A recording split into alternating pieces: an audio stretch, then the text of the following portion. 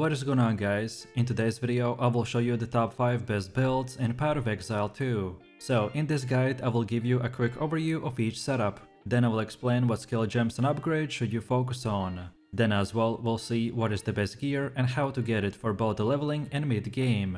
And then finally we will go over the passive skill tree, stats, your skill rotations, and even what charm should you use, so we would be able to get the highest damage possible and much more. If you are looking for any of these builds on the website, then click my link in this video description or the pinned comment. This setup is super fun and has insane amount of lightning damage. Also, as you can see, it is one of the most visually impressive builds in the game, as the sorceress can paralyze and destroy monsters with a barrage of lightning. Our build has insane amount of AoV and great speed farming potential, by shredding through the maps and all the other endgame content with ease. All of these 3 skills, so the Archmage, the Lightning Incandescent and the Spark skills, together make up the bulk of our insane damage.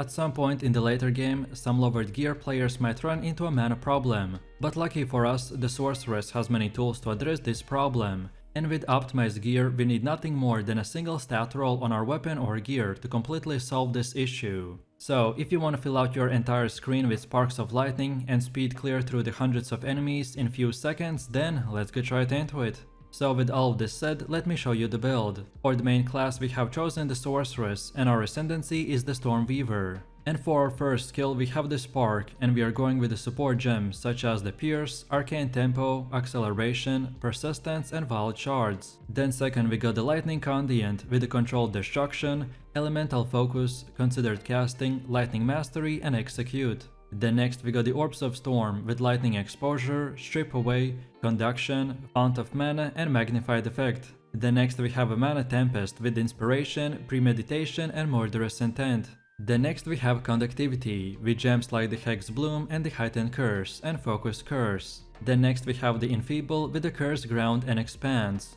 Then next we have the Voltaic Mark with no gems. Then next we have the Archmage with also no gems selected. And finally for the last one we got the Mana Remnants with Clarity, Vitality and Cannibalism. Most of this build is structured around using the Archmage, Sparks and the Lightning Incandescent, so we use gems and skills that will support and increase their damage, while the rest are powerful filler skills that we can use until our main rotation comes back up, which happens rarely as we can basically spam it 24/7. Next, let's quickly take a look at our leveling setup, which we need to use up until we unlock the Archmage skill. So first off, we are using the Ember Fusillade with Controlled Destruction and Ignition. Then next we have the Spark with the Conduction and Pierce. Then next we also got the Orbs of Storm with Lightning Exposure and Strip Away. And then finally we are using the Frostbomb with Clarity and Vitality. This is your basic setup up until you get our build's one of the most important skills. Next up we have our passive skill tree. In very simple terms, every character is granted one passive skill point every time they level up, and are sometimes even granted more for completing certain quests. We have 3 node tabs, so small nodes, notable nodes and keystones. All of them act as checkpoints that you want to reach, and make a path to build around a specific playstyle. So let's take a look at our setup, and we want to start at the spell damage node and make our way like this, until we get the raw power and the Path of Storms. Then now we make our way all the way up here, and get this overexposure. Then from here we can circle back a little, and get the Arcane Blossom and then these 2 more nodes. Then now we make our way all the way up here until the top, then take the right like this, and get these 2 nodes, called the Power Conduction and the Pure Power. And now from here we can make our way all the way to the right side, and on our way we can pick up all of these nodes in no particular order. As soon as you unlock the Constant Gale Ascension, which gives us the Arcane Surge, then now we can invest our points into the left side. But until that point, just get everything on the right. And then now let's go all the way to the middle again, and for our Ascension setup this is what we have. So at the beginning you want to unlock the Constant Gale, then the Force of Will, then next up get the Strike twice, and then finally get the Scourging Winds node. To simplify my decision making so you could easier understand, then we wanted to prioritize the raw power, Path of Storms, Arcane Blossom and the Overexposure, as this will give us the biggest build upgrades to not only damage but mana as well, so we wanted to get them first. And then for the rest we invested into more mana regen, more skill effect duration, and just more damage, which will make our character extremely powerful. As most importantly, because of the Archmage skill, the more mana we have, the more insane damage we can do. Next we have our gear. The weapon of our choice is the attuned wand. And you don't have to, but if you can, then get some of these bonus stats like increased spell damage and lightning damage to attacks. Also, extra mana stat could be helpful as well. Then for the helmet we have the coral circlet with energy shield, and for the bonus stats get the maximum life, fire resistance and cold resistance. Then for the chest we have the bone raiment with energy shield, percentage increase to max energy shield and the fire and cold resistance. Then for the belt we have the ornate belt with reduced charm charges, maximum energy shield and fire or cold resistance. Then for the gloves we got the jeweled gloves with energy shield, and for the bonus stats get the maximum life, maximum energy shield and fire or cold resistance. Then for boots we are using the feathered sandals with energy shield, and for the bonus, at this time you 100% only want this, and it is as high movement speed as possible. Then for our first ring we got the ruby ring with fire resistance, and for the extras we want any other type of resistances like the lightning and etc. While on the second one we got the sapphire ring with cold resistance, and for the extras again we want more resistances of any type or the maximum energy shield. And then finally for the amulet we got the azure amulet with increased mana regeneration, and for the extras we have maximum energy shield. As the game just launched, so this is the starter setup, which should be more of an example of what stats and prefixes to look for. Your weapon is the most important upgrade, so prioritize any type of flat damage or increased attack speed. Specifically, the lightning damage roll will be the most important one, as your skills themselves do a lot of conversion. And then for defenses, make sure that you're regularly updating the base type of your gear, so prioritize energy shield, maximum life, and any type of resistance that you can. Also, movement speed on boots is a good option as well. And now finally, let's quickly take a look at how this build will work. We want to start our main rotation by first off activating the Archmage, which while active will give our non-channeling spells cost additional mana, but now in return we will deal extra lightning damage based on our DPS and our maximum mana. And then from here we can simply spam the Spark and the Orb of Storm, and this will fill our entire screen with the lightning that will destroy enemies in seconds. As you can see, this rotation is pretty straightforward. All you need to do is basically keep spamming the main rotation, and then use the rest of the filler skills for bosses or depending on the specific situation. If you ever run into the mana problem, then remember all the ways that I previously said on how we can increase it, and then also we can use the Mana Tempest and Mana Remnants to recover it even faster. And this might sound obvious, especially at the beginning when you might not have unlocked the Archmage skill. But if you run out of mana, then just simply cast less skills and wait. You will be doing very high damage anyways, so casting fewer skills won't really impact the gameplay that much, but it may reduce your mana consumption, especially if you're undergeared or underleveled. This setup is known as the Toxic Poison build, as we are going to be dealing insane amount of damage with just the poison effects alone. Our playstyle is structured around specializing in dealing damage almost exclusively by spamming the gas and divine arrow, as because of our skill tree and the gear we are going to be deleting trash enemies in split seconds. However, what I really like about this build is the fast speed farming potential, as you can keep moving while dealing a lot of damage over time. And then for the rares and bosses, we will use the Plague Barrier and the Toxic Growth, which will annihilate anyone that stands in our way. If you want to stack as high poison as possible and use one of the highest DPS builds currently in the game, then let's get right into it. So with all of this said, let me show you the build. And for the main class we have chosen to go with the Ranger, and our ascendancy is the Pathfinder. Then for the first skill we have the Gas Arrow with support gems such as the Armor Explosion, Corrosion and Persistence. Then second we got the Toxic Growth with Martial Tempo, Soul Thief and the Concentrated Effect. Then next we got Divine Arrow with Bursting Plague, Comorbidity and the Long Shot. Then next we have the Rain of Arrows with Withering Touch, Maim and the Envenom. Next we are also using the Plague Barrier with Expanse, Magnified Effect and the Chaos Mastery. And then finally for the last one we got the Wind Dancer with Clarity, Cannibalism and Precision. And by the way, as you can see from the gameplay, I don't have all the skills equipped on my skill bar. It is because this build only requires 2 to 3 skills to function at all times, so really there's just no need for more. Most of this setup is structured around using the gas and divine arrows, so we use gems and skills that will support and increase their poison area and damage, while the rest are powerful filler and utility skills that we can use until our main rotation comes back up. which happens rarely as we can basically spam it 24/7. Next, let's quickly take a look at our leveling setup, which we need to use up until we unlock most of our poison skills, and when we have invested decent enough points into the poison damage. So first off, we have the Rain of Arrows with the Maim and Envenom. Then next we have the Barrage with the Armor Explosion and Corrosion. Then next we also got Divine Arrow with the Bursting Plague and the Longshot. And then finally, we're using the Freezing Salvo with only the Venom Support Gem. Next up we have our passive skill tree. For most new players, this can seem extremely daunting, so let me quickly explain. In very simple terms, every character is granted one passive skill point every time they level up, and are sometimes even granted more for completing certain quests. We have 3 node types, so small nodes, notable nodes and keystones. All of them act as checkpoints that you want to reach and make a path to build around a specific playstyle. So let's take a look at our setup, and we want to start at this evasion node. Then go like this and unlock all of these 3 nodes, so Blur, Eagle Eye and the Honed Instincts. Then now keep going down here and then take the right and unlock this Harness the Elements. This will make that never poison effects can pop by themselves and do big damage. So then from here we want to keep on stacking the evasion and poison duration and damage. So then we go back to the previous path and keep going down, while on our way getting most of this circle and both of these 2 nodes called the escape velocity and the freedom of movement. And now finally from here we want to keep on going forwards and get these 2 last nodes. And then from here the priority doesn't really matter that much,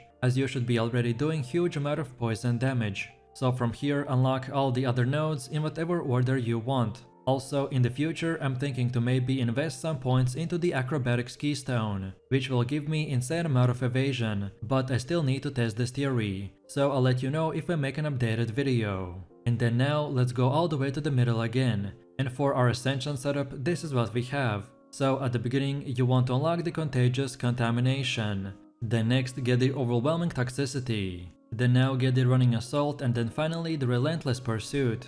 If we compare both of the Path of Exile games, then POE 2 is much slower, so getting this movement speed in the endgame will make this build even more powerful than it is right now. And to simplify my decision making and so you could easier understand, then we wanted to prioritize the Blur, Honed Instincts, Heavy Ammunition and the Crippling Toxins, as they will give us the biggest poison upgrades to not only damage but duration as well, so we wanted to get them first. And then for the rest we invested into more stacking evasion, more skill effect duration and just more damage, which will make our poison last forever. Next we have our gear. The weapon of our choice is the Expert Short Bow with a crit chance, and for the extra stats that we want to try to get are increased physical damage, increased accuracy and increased attack speed.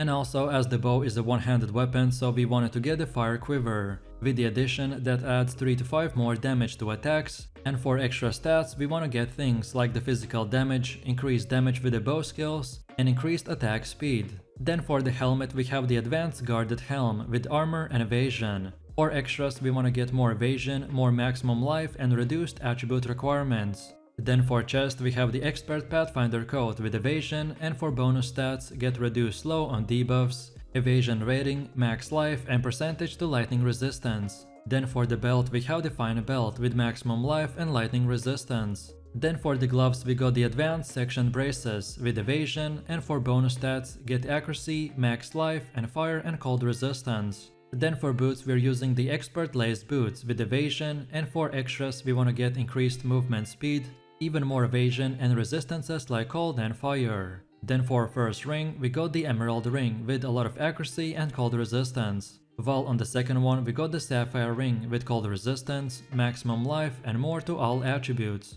And then finally for the amulet we got the Gold Amulet with increased rarity to items found, and for bonuses get max life, more to spirit and more to all attributes. As the game just launched, so this is a starter setup which should be more of an example of what stats and prefixes to look for. Your weapon will be the most important upgrade, so prioritize any type of flat damage or increased attack speed. And then for defenses, make sure that you're regularly updating the base type of your gear, so prioritize evasion, maximum life and any type of resistance that you can. Also, movement speed on boots is a good option as well.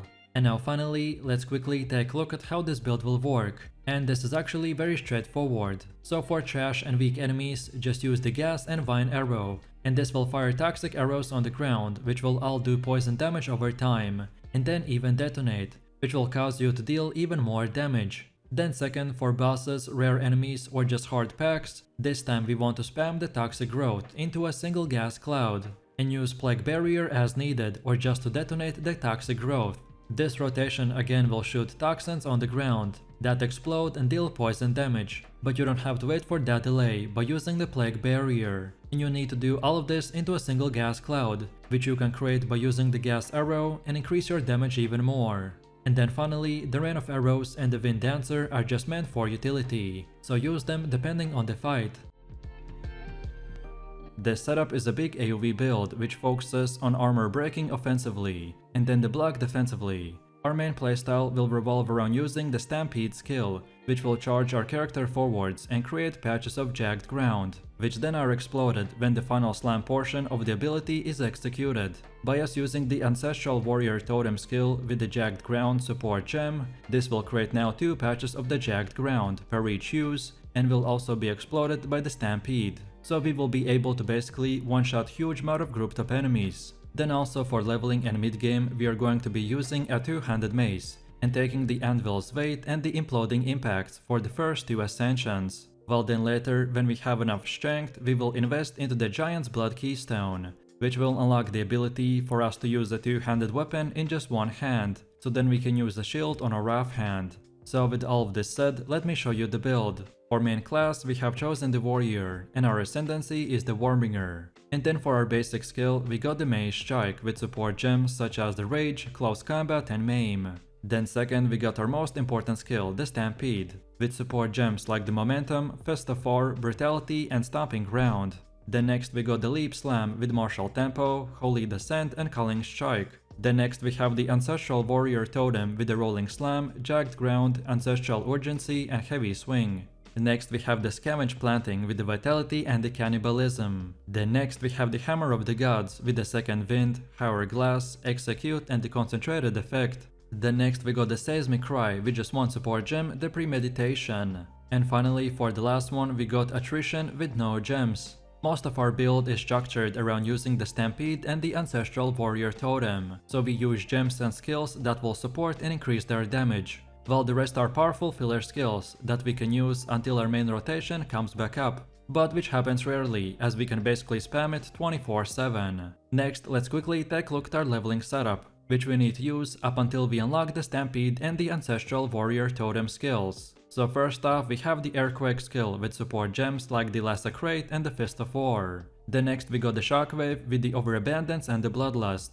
Then next we also got Mage Strike with just the Rage gem. And finally, we are using the Rolling Slam with the Martial Tempo. Next, we have our passive skill tree. For most new players, this can seem extremely daunting, but actually it's quite simple. In extremely simple terms, every character is granted 1 passive skill point every time they level up, and are sometimes even granted more from completing certain quests. In general, we have 3 node types, so small nodes, notable nodes and the keystones. All of them will act as checkpoints that you want to reach and make a path to build around a specific playstyle. So let's take a look at our setup, and we want to start at the melee damage node and make our path like this until the brutal node. Then next we take smash and make our way to the singular purpose like this. Then now we go back and take relentless for early game recovery. And then from here we again go back to previously where we left off and keep going forwards and then take the right path until we get to the resolute technique. Then now we go back where our paths split, and then we take the right side, and make our way all the way to the Hail Heart. Also, while we are doing this, on our way we can grab the Spike Pit. And then from here, after you get your first ascension into the Anvil's Weight, then now you can begin filling out all the other armor break nodes, and all the other nodes that you can see in this tree. And from here, there's no specific priority that you should follow. And then finally, let's go back all the way to the middle again, and for our ascension setup, this is what we have. So at the beginning you want to unlock the Anvil's Weight, then get Imploding Impacts, then now get the Renleesh Training, and then for the last one take the Turtle Charm. To simplify my decision making and so you could easier understand, then we wanted to prioritize the Brutal, Smash and the Singular Purpose nodes, as this will give us the biggest build upgrade, so we wanted to get them first. And then for the rest we wanted to invest into more recovery, more defense, and just more damage, which will make our character extremely powerful. In PoE 2, earning skill points take a lot of hard work, so it will be wise not to spend your skill points recklessly. You can of course refund your passive points later, but only at a cost, so following a specific setup is extremely useful. If you're following this setup, then make sure not to deviate from it, as some of my decisions that I make might not make sense at first, but is going to definitely pay off later. So please use the exact same path as I have right here, and don't forget to check this video's description to find the link for this website, and this should make it easier to follow the path. Next we have our gear. The weapon of our choice is the Expert Forge Maul with the critical and speed. And this is not required, but you can also, if you want, get the extra stats like the added flat physical damage, increased percentage to the physical damage, and increased attack speed. Then for the helmet we have the Advanced Elite Grade Helm with armor, and for the extra stats we want to get the max life, max strength, and cold resistance. Then for chest we have the Abyssal Cuirass with the armor, and for the extra stats we want to get max life, more strength, and fire resistance. Then for the belt we have the Fine Belt with the flash gain for 0.2 charges per second. And for the extra stats we want to get the max life, more strength, and cold resistance. Then for gloves we got the Advanced Tempered Mitts with armor, and for the extra stats we want to get the max life, more armor, more to all attributes, and cold resistance. Then for boots we are using the Expert Stone Greaves with armor, and for extra stats we want to get the max life, increased movement speed, and the lightning resistance. Then for our first ring we got the Ruby Ring with the fire resistance, and for extra stats we want to get the max life, more strength, or just more resistances to all elements. While on the second one we got the Sapphire Ring with cold resistance, and the extra stats are max life, more to all attributes, and more percentage to all elemental resistances. And then finally for the amulet we got the Ember Amulet with more strength, more max life, and fire resistance. As the game just launched, so this is the starter setup, which should be more of an example of what stats and prefixes to look for. But remember that your weapon will be the most important upgrade, so prioritize flat added physical damage, percentage increased physical damage, and percentage increase to attack speed. Specifically, the physical damage roll will be the most important one, as your skills themselves do a lot of conversion. And then for defenses, make sure you're regularly updating the base type of your gear, so prioritize pure armor base types, and look for a combination of modifiers for life, resistances, and strength. Also, movement speed on boots is a good option as well. And now finally, let's quickly take a look at how this build will work. So, we want to start our main rotation by using the Stampede, which will create patches of the jagged ground, which are exploded when the final slam portion of the ability is executed. Then after that we use the Ancestral Warrior Totem, which will create now 2 jagged grounds. And then finally we use the Rolling Slam, which will also explode the Stampede and do massive amounts of AoE damage. Then from here we can use the Leap Slam to reposition and get great recovery because of the Holy Descendant support gem. Then the Hammer of the Gods skill is our finisher for tankier targets, so use it when the boss is at or below 35% HP, so we could benefit from the Execute support gem. And by the way, if you don't have enough spirit to maintain the Scavenge Planting and the Attrition, then feel free to use the Scavenge Planting during the general gameplay and deactivate it to then activate the Attrition for only against bosses. As you can see, this rotation is pretty straightforward. All you need to do is basically keep spamming the main rotation and use the rest of the filler skills for bosses or depending on the specific fight. This setup is very unique because we are going to be utilizing the Tempest Fury for the huge speed and distance buffs, so then we could proc the cast when shocked and summon hundreds of lightning balls to shock the enemies around. It also utilizes the cast on critical to occasionally spawn the Orb of Storm to increase our CC and DPS potential even more. If you're looking for a fun monk starter build with leveling and mid-game setups, then here they are. So let's move over to the build. For our main class we have the monk, and our ascendancy is the invoker. Because of our weapon, our basic skill is the quarterstaff strike. Then second we got the Tempest Fury with support gems such as Conduction, Martial Tempo, Crescendo, Soul Thief, and Life Thief. Then next we got Cast on Shock with support gems like the Ball Lightning, Lightning Mastery, Wild Shards, Impetus, and Scatter Shot. Next we have Cast on Critical with the Orb of Storms, Overabundance, Magnified Effect, Spell Echo, and Lightning Exposure. Next we have Ghost Dance with support gems such as Clarity, Vitality, and Precision. Then for the next two we got the Tempest Bell and Vaulting Impact, and for them we don't want to use any gems. Next we have the Killing Palm and we only get the Behead gem. Then next we have the Enfeeble and we use the Heightened Curse. And finally for our last one we got the Temporal Chains with no support gems. Overall you want to add the Ghost Dance only after you get enough spirits from the Lead Me through the Ascendancy node. Most of this build is structured around using the Tempest Fury and cast on critical. So we use gems and skills that will support and increase their damage, while the rest are powerful filler skills that we can use until our main rotation comes back up. Next, let's quickly take a look at our leveling setup, which we can use up until about level 25. So first off, we have the Tempest Fury with the Martial Tempo and Crescendo. Then next we have the Storm Wave with the Concentrated Effect. And then finally we have our Orb of Storms with Overabundance and Controlled Destruction. This is your basic setup up until you get more spirits and points to spend. So for leveling, just keep using the Tempest Fury with the Storm Wave and the Orb of Storms for big single and AoE damage. Also, once you get a good quarterstaff that has some combination of flat physical damage, increased physical damage and or flat lightning damage, then you should probably start going into the mid-game build. And on top of all of this, don't forget to use the Tempest Bell skill, as it plays a huge role, so spam it whenever you can. Next up we have our passive skill tree. For most new players, this can seem extremely daunting, but actually it's quite simple. In very simple terms, every character is granted one passive skill point every time they level up, and sometimes are even granted more for completing certain quests. In general, we have 3 node types, so small nodes, notable nodes and keystones. All of them act as checkpoints that you want to reach, and make a path to build around a specific playstyle. So let's take a look at our setup, and we want to start at the Evasion and Energy Shield, and go to the right side like this. Then now come back here and get both these nodes, so the Essence of the Storm and the Crashing Wave. Then next we continue the path like this, get the Momentum of the Truth on our way, and continue making our way up until the top and taking all of these nodes in our way as well. Then next up we take the right side and get all of these 3 nodes. And then finally from here, we make our way all the way to the left side and get these nodes in whatever order you prefer. And then last but not least, we come back all the way to the middle and here's our Ascendancy points.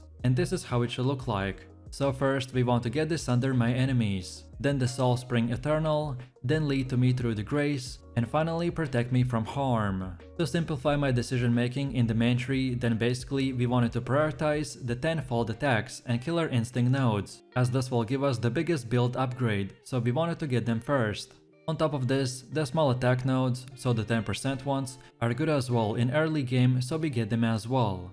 In general, in POE 2, earning skill points take a lot of hard work, so it will be wise not to spend your points recklessly. You can refund your passive points later, but only at a cost, so following a specific setup is extremely useful. If you are following my setup, then make sure to not deviate from it, as some of my decisions that I make might not make sense at first, but is going to pay off later. So please use the exact same path as I have right here. And don't forget that you can check this video's description to find a link for this website, and this should help you to make it easier for you to follow the path. Then next we have our gear. The weapon of our choice is the Advanced Crackling Quarterstaff with critical, speed and of course the min and max damage. This is not required, but in the best case scenario we could get at least one prefix with the lightning damage. Then for the helmet we have the Advanced Brim Helm with armor and evasion, and if possible then get maximum life prefix. Then for the chest we have the Advanced Anchorite Garb with evasion and energy shield, and if possible then get more evasion or maximum life. Then for belt we have the Fine Belt with maximum mana. Then for gloves we got the Adorned Gloves with energy shield, and if possible then also get maximum life. Then for boots we are using the Advanced Frayed Shoes with evasion and energy shield, and if you can then get maximum mana increase. Then for our first ring we got the Ruby Ring with the fire resistance and or maximum life, while on the second one we got the Sapphire Ring with cold resistance and evasion rating. And then finally for the amulet we got the Azure Amulet with increased mana regen and evasion. As the game just launched, so this is a starter setup, which should be more of an example of what stats and prefixes to look for. Your weapon will be the most important upgrade, so prioritize flat damage of any type. Specifically, the lightning damage roll will be the most important one, as your skills themselves can do a lot of conversion as well. And then for defenses, make sure that you're regularly updating the base type of your gear, so look for increased mana, life and any type of resistances, to try to get them at least to 75% cap. Some evasion is also important to roll, especially on the body armor. And now finally, let's quickly take a look at how this build will work. So for bossing or large rare enemies, we want to start this rotation by engaging with the Vaulting Impact, and then hit enemies with the Tempest Fury. This combo will utilize a huge attack distance and fill our screen with the lightning bolts that do big damage. And then from here, if the enemies are not dead, then we can follow it up with the Enfeeble and then the Tempest Bell. As I mentioned previously, our Tempest Bell will play a huge role on our DPS, so spam it as much as possible. And then as far as all the other skills go, they are just filler spells, so just use them until you get the main rotation back up.